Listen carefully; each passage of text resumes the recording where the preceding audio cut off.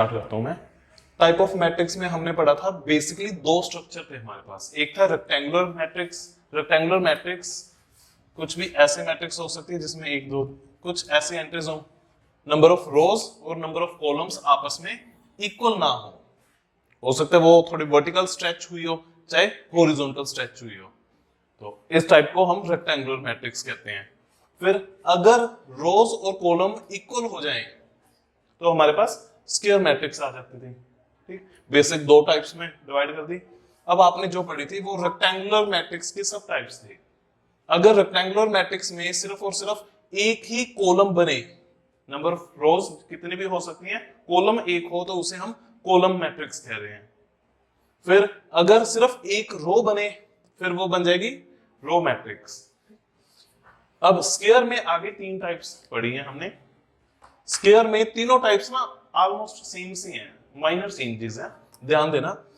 First type है हमारे पास diagonal matrix. ठीक, एक स्क्वायर मैट्रिक्स डायगोनल मैट्रिक्स कब होगी, जब उसके ए आई वेयर आई इक्वल टू जे, मतलब diagonal element A11, A22, A33, ये मैट्रिक्स 3x3 की है, तो इस पर्टिकुलर एलिमेंट्स को हम डायगोनल एलिमेंट्स कहते हैं। गेट बंद कर दो। और बाकी रेस्ट ऑफ 1 2 1 3 2 3 2 1 3 1 एंड 3 2, बाकी सब non diagonal elements. Diagonal matrix में जो डायगोनल पे आने वाले एलिमेंट्स हैं वो तो कोई एनी नंबर होंगे, कोई भी नंबर हो सकता है अलग अलग, और नॉन डायगोनल एलिमेंट्स हमेशा जीरोस होंगे। जैसे ये एक एग्जांपल बनाई, डायगोनल एलिमेंट्स एक क्या होगा 1 -4 और 8, रेस्ट ऑफ बाकी सब क्या है जीरोस। देखो अब डायगोनल मैट्रिक्स के बाद स्केलर मैट्रिक्स आ गई। डायगोनल मैट्रिक्स में क्या कहा था, कोई भी नंबर हो सकता है, कभी 1 आ रहा है, कभी -4 आ रहा है, कभी 8 आ रहा है, कुछ भी आ सकता है। स्केलर मैट्रिक्स कहती है कि डायगोनल बाकी रूल सेम रहेगा डायगोनल मैट्रिक्स जैसा, बट डायगोनल पे कोई एक ही नंबर आएगा, सब पे सेम नंबर आएगा। जैसे एग्जांपल यहां पर एक बनाई मैंने, डायगोनल पे -4 रख दिया, जितने भी एलिमेंट है सब -4 कर दिए डायगोनल के, बट ये कहता है कि ये जो k है ये 1 नहीं होना चाहिए। क्या कंडीशन रख दी कि 1 को छोड़कर कोई भी नंबर्स आ सकते हैं, -10 10 10 आ सकता है, 4 4 4 आ सकता है, कुछ भी, 1 1 में नहीं। अब 1 1 को छोड़ा था तो उसकी एक अलग टाइप बना दी, उसे हमने बोल दिया आइडेंटिटी मैट्रिक्स। आइडेंटिटी मैट्रिक्स कहती है जब i और j सेम होंगे तो 1 आएगा आंसर, जब i एंड j आपस में इक्वल नहीं है तो 0 आएगा। क्लियर? और इस मैट्रिक्स का इन जनरली बुक्स में i से डिनोट किया होता है, नहीं आइडेंटिटी मैट्रिक्स। फिर दो टाइप्स ये आपने पढ़ी रेक्टेंगुलर में, तीन टाइप्स आपने स्क्वायर में पढ़ी। एक मैट्रिक्स है आपके पास जीरो मैट्रिक्स, जैसे नल मैट्रिक्स भी कहते हैं। ठीक, अब ये रेक्टेंगुलर भी हो सकती है और स्क्वायर भी हो सकती है। इसका ऑर्डर 2x3 भी हो सकता है, 2x2 भी हो सकता है, 3x3 भी हो सकता है, कोई भी, बट जीरो मैट्रिक्स में हर एक एलिमेंट की वैल्यू 0 होगी, कोई नंबर नहीं आएगा, सिर्फ और सिर्फ जीरोस आएंगे। क्लियर यहां तक? ठीक है। अब जीरो मैट्रिक्स को बुक में हमेशा ओ लिखा होता है, जहां पर भी आप बिग ओ देखोगे वो जीरो मैट्रिक्स को रिप्रेजेंट कर रहा होगा। ऐसे आप ये इक्वेशंस पढ़ोगे, a² plus 3a plus i is equal to o, तो a यहां पे कोई ना कोई गिवन मैट्रिक्स होगी, I रिप्रेजेंट करेगी आइडेंटिटी मैट्रिक्स को और O रिप्रेजेंट करेगा जीरो मैट्रिक्स को। और इन दोनों का ऑर्डर क्या होगा, ऑर्डर जो A का ऑर्डर होगा वो ही I का, और वो ही ऑर्डर O का माना जाएगा। क्लियर? चलो टाइप्स नोट कर लो आप। अगला टॉपिक है equality of matrix. Let A कोई मैट्रिक्स है Aij एंड बी कोई मैट्रिक्स है Bij एलिमेंट्स के साथ। ए और बी इक्वल मैट्रिक्स कब होंगी, A equal to B if दो कंडीशंस हैं। Condition number 1, order of matrix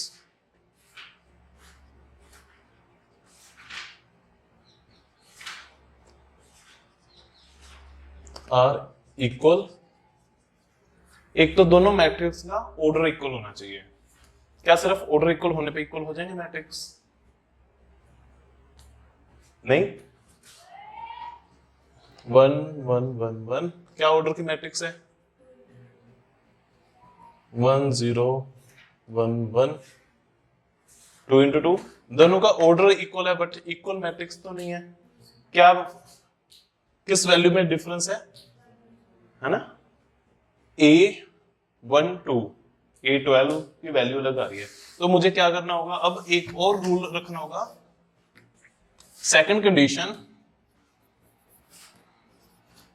every element of A is equal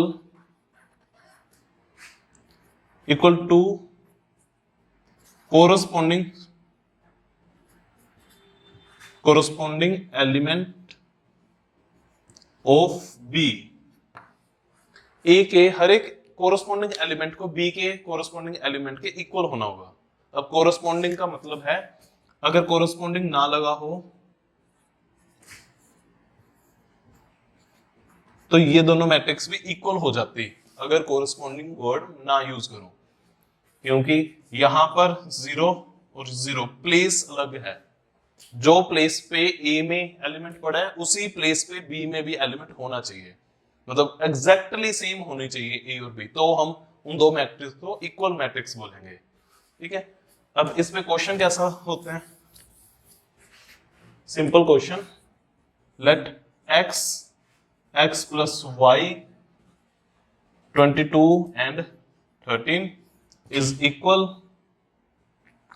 3x plus 12 18 22 and 13। find the value of a and find the value of x and y।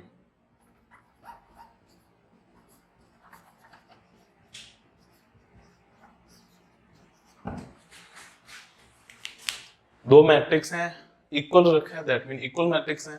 अब equal matrix होने के कारण corresponding element के equal होना चाहिए। तो यहां से मेरे पास x किसके इक्वल आ रहा है? 3x plus 12 के। तो x की वैल्यू क्या आ रही है? ये -12 इज इक्वल टू 2x, 2 से डिवाइड किया तो -6 is equal to x। x की वैल्यू -6, तो y की वैल्यू क्या आएगी? कैलकुलेट करो। x प्लस वाई क्या आना चाहिए? 18। x की वैल्यू पुट करो, -6 plus Y is equal to 18, तो y is equal to 18 plus 6 24। तो ये हमारे x एंड y की वैल्यू है। इस टाइप का एक क्वेश्चन एमसीक्यूज में आता है।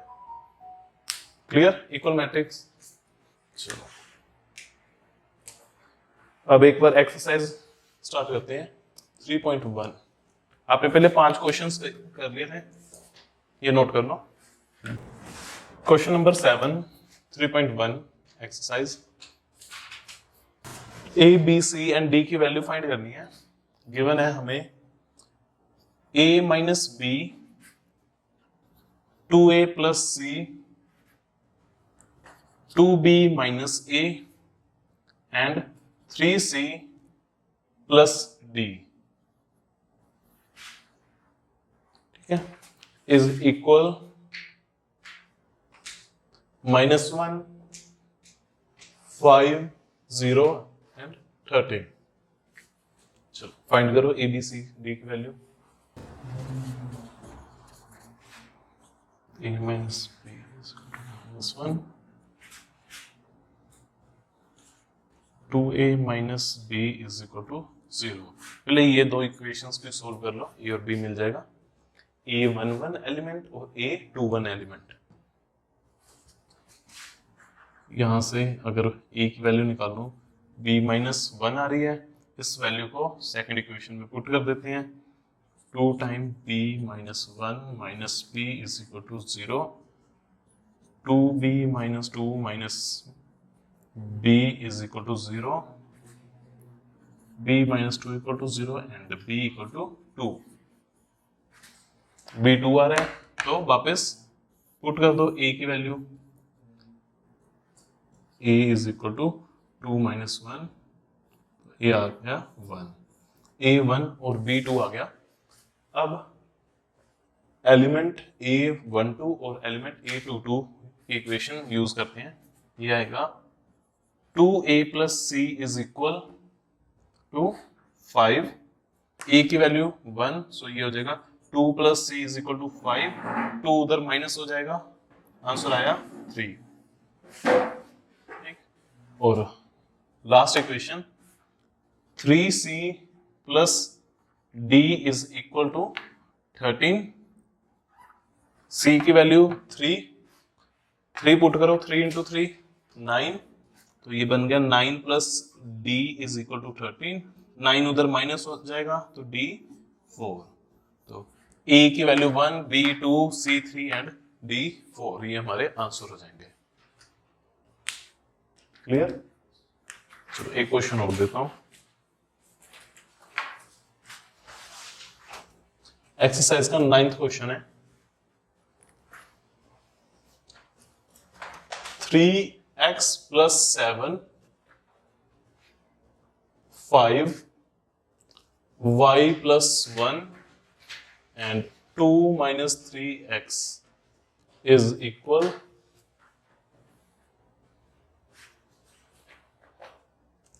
0, y minus 2, 8 and 4.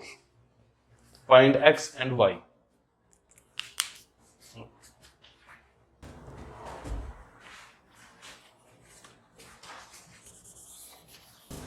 मैच करके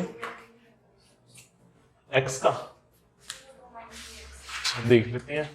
अगर x की दो वैल्यूज आ रही हैं तो फिर x की वैल्यू नहीं, कोई भी नहीं, देन x की वैल्यू हम डिटरमाइन ही नहीं कर सकते, फाइंड नहीं कर सकते। एक वेरिएबल की दो वैल्यूज नहीं हो सकती। एक इक्वेशन तो चलो ये फर्स्ट से बन गई, इससे वैल्यू आ रही है x की -7/3, और एक इक्वेशन आपने बनाई 2 minus 3x is equal to 4 minus 3x, ये हो जाएगा 2, और x की वैल्यू -2/3। हाँ, तो x की value can not be find, not possible to find, B option, क्योंकि देखो y की जो वैल्यू आई थी, y की क्या आई थी वैल्यू 7, ठीक है। अब ऑप्शन देखो आपका सी ऑप्शन, सी में y और x, ये वाला तो पड़ा जानबूझ के उन्होंने रखा है कंफ्यूज करने के लिए। अगर आप जल्दबाजी सिर्फ एक वैल्यू निकाल लोगे और एमसीक्यूज मार्क कर दोगे तो आपको लगेगा कि सी ऑप्शन करेक्ट है, बट क्योंकि ऑप्शन में आपको बी गिवन है नॉट पॉसिबल, तो हमें दोनों करनी है। पेपर में कभी भी ऐसा एमसीक्यूज आ जाए जिसमें एक option can not define, not possible to find, ऐसा कुछ लिखा हो, तो उस क्वेश्चन को ध्यान से करना, वो ट्रिकी क्वेश्चन होता है और 99% चांस होता है कि वही ऑप्शन होगा उसका, ठीक है। 10th क्वेश्चन है आपका,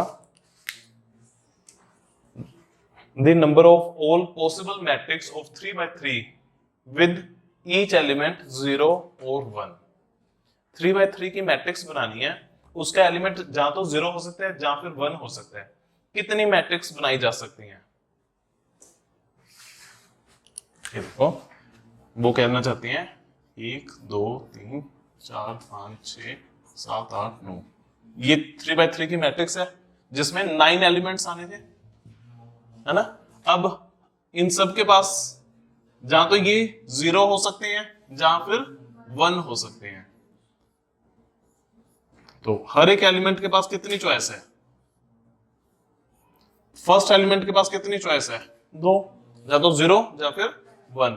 सेकंड एलिमेंट के पास चॉइस 2 2 2 2 2, सबके पास 2 चॉइस है। और आपने प्रोबेबिलिटी में भी पढ़ा होगा, परमुटेशन में भी पढ़ा हुआ है, चॉइस आपस में इंडिपेंडेंट होगी और मल्टीप्लाई होगी, क्योंकि इसकी चॉइस डिपेंड नहीं करती दूसरे की चॉइस पे। तो मल्टीप्लाई करो 2 into 2 into 2 अप टू कितनी बार 2 मल्टीप्लाई होगा? हाँ, 9 टाइम मल्टीप्लाई हो रहा है 2, तो 2 की पावर 9 और 2 की पावर 9 512, ऑप्शन नंबर डी।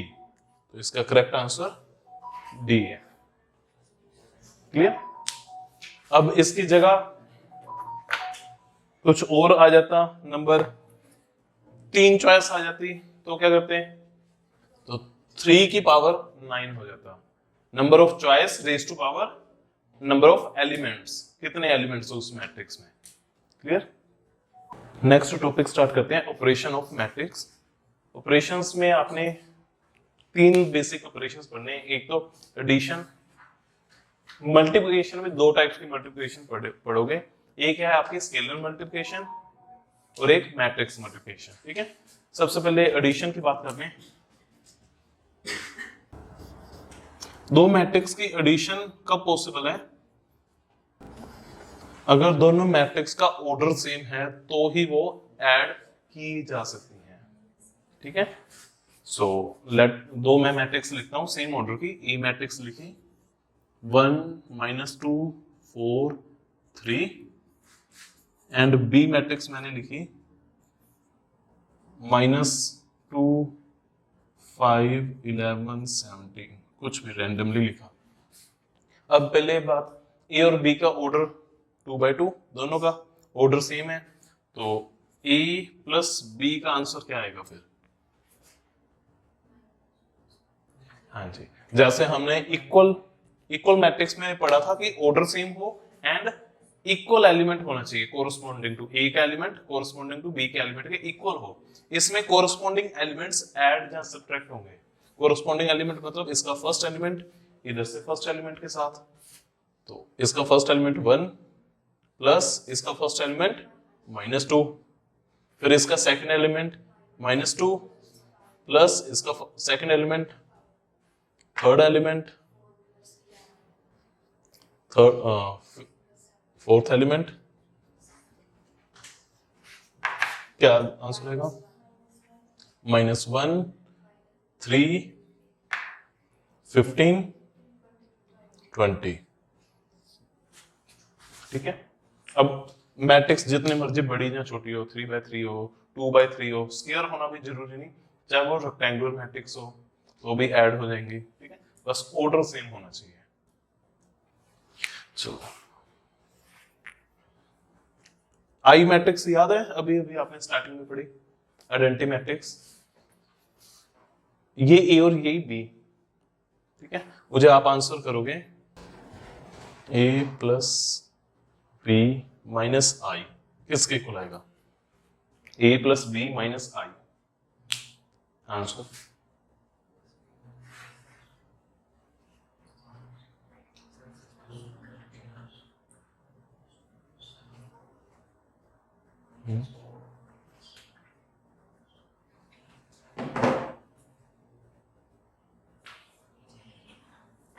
करो, कॉपीज पे ट्राई करो।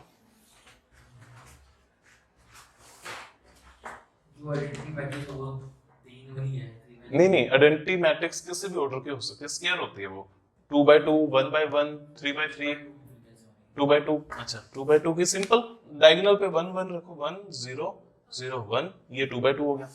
इसे 3/3 बनाना है तो ऐसा होता है 1 0 0 0 1 0 0 0 1, और ये 1/1 मैट्रिक्स होती है जिसमें एक ही एलिमेंट आ रहा हो। हाँ जी, क्या आंसर आया, -2 3 15 19। ठीक है, किस किस का सही है। अच्छा, हाँ जी, आपका, आपके सही। देखो a प्लस बी तो आपने अभी भी कैलकुलेट कर ही लिया था। ठीक है, तो इसी मैट्रिक्स को यूज करो, इसमें से i माइनस करो। i का मतलब डायगोनल मैट्रिक्स, यहां पे लिखता हूं -1 0 0 1। अब कोरस्पॉन्डिंग एलिमेंट -1 -1, तो -2 3 -0 3 15 -0 and same as to 20 -1. Clear? Second type, scalar multiplication.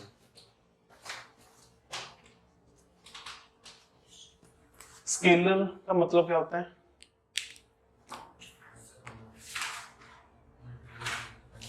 Scalar मतलब कोई कांस्टेंट नंबर, सिर्फ स्केलर, ठीक है। और वेक्टर और स्केलर में आपने पढ़ा हुआ है, वेक्टर क्वांटिटी दो चीजें रिप्रेजेंट करेंगे, डायरेक्शन एंड मैग्नीट्यूड, और स्केलर क्वांटिटी सिर्फ मैग्नीट्यूड को कहते हैं, डायरेक्शन नहीं होती उसकी, ठीक है। अब स्केलर मल्टीप्लिकेशन का मतलब है कोई नंबर, लेट्स से कोई नंबर है 3, वो मल्टीप्लाई हो रहा है मैट्रिक्स के साथ, ए मैट्रिक्स, ए वाली ये मैट्रिक्स में यूज कर रहा हूं, 3a, 3 इंटू ए, पूरी की पूरी मैट्रिक्स के साथ 3। तो इससे पहले तो मैं ऐसे लिख देता हूं 3, फिर मैट्रिक्स की वैल्यूज 1 -2 4 3। जब मैट्रिक्स के साथ मल्टीप्लाई होता है स्केलर, तो हर एक एलिमेंट के साथ वो मल्टीप्लाई होगा, अंदर जाएगा तो सब एलिमेंट्स के साथ मल्टीप्लाई करोगे। तो फर्स्ट एलिमेंट के साथ किया 3, सेकंड के साथ किया -6, थर्ड के साथ और 9। इसे हम कहते हैं स्केलर मल्टीप्लिकेशन। जो बाहर नंबर आएगा वो हर एक एलिमेंट के साथ अंदर मल्टीप्लाई होगा मैट्रिक्स में। डिटर्मिनेंट में रो या कॉलम यूज होगी, वो अलग है, अगले चैप्टर में आएगा। अब यहां पर अगर -3 होता तो -3 + 6 -12 और -9 हो जाता, साइन वैसे ही कैरी फॉरवर्ड हो जाता जैसा है। क्लियर? चलो,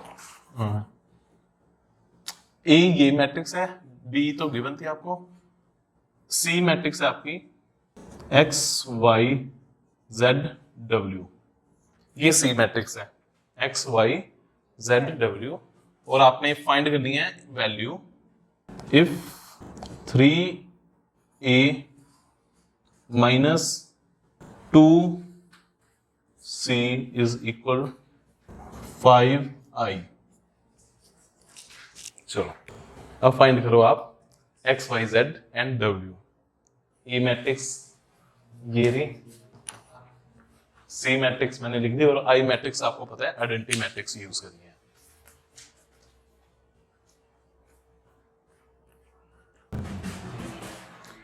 हाँ जी, आ गया आंसर? क्या आंसर है यहाँ?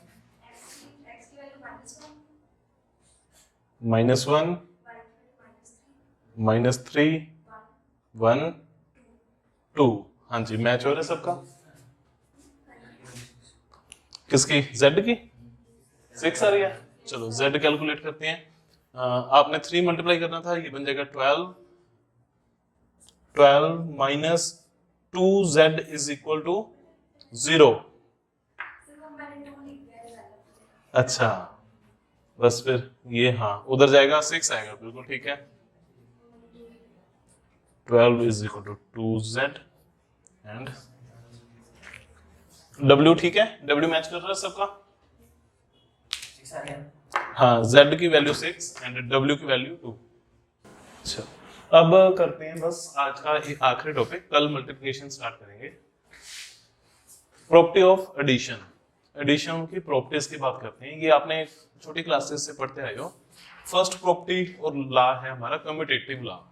कम्यूटेटिव लॉ मतलब दो मेंबर आपस में कम्यूट करें, इंटरचेंज करें, और बीच का ऑपरेटर सेम रहे। यहाँ पे ऑपरेटर कौन सा है? एडिशन। एडिशन ऑपरेटर हमारा बाइनरी ऑपरेशंस होते हैं, एडिशन, मल्टीप्लिकेशन, सब्ट्रैक्शन, डिवाइड, ये सब ऑपरेटर्स होते हैं, ठीक है। अब ऑपरेटर सेम रहे, मेंबर कम्यूट करें, उसे कम्यूटेटिव लॉ कहते हैं। a + b और b + a का हमें पता है हमेशा आंसर सेम आता है।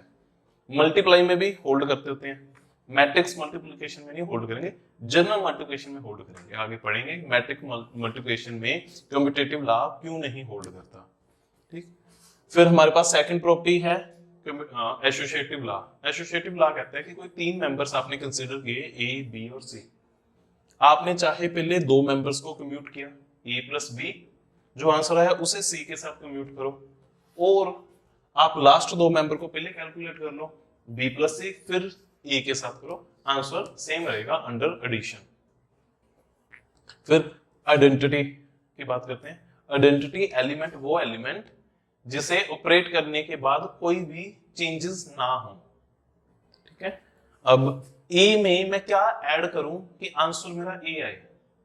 जीरो मैट्रिक्स है ना, तो o रखा जीरो मैट्रिक्स का। सेम एस्ट्रिच है, मैं राइट साइड से ऐड करो चाहे लेफ्ट साइड से ऐड करो, आंसर सेम ही रहेगा। फिर हमारे पास आ जाती है इनवर्स एलिमेंट।